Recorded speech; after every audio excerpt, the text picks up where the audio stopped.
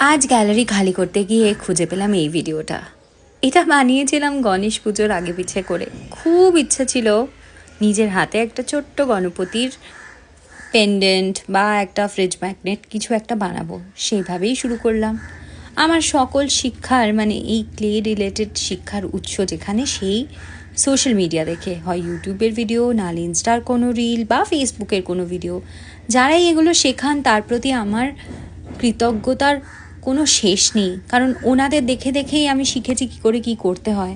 আচ্ছা, আপনারা কেউ যদি মনে করেন শিখবেন যে আমি কি করে করি বলবেন, আমি একটা দুটো টিউটোরিয়াল ভিডিও করার চেষ্টা করব।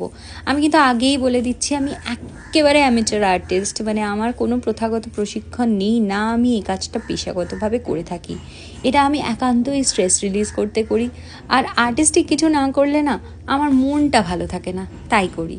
তো দেখুন, এখানে আমি যে মোল্ডেড ক্লে হয় না ফেভিক্রিলের, সেটাকে দিয়ে এরকম একটা ছোট্ট গণপতির মূর্তি বা ছোট্ট একটা অবয়ব বানানোর চেষ্টা করেছি।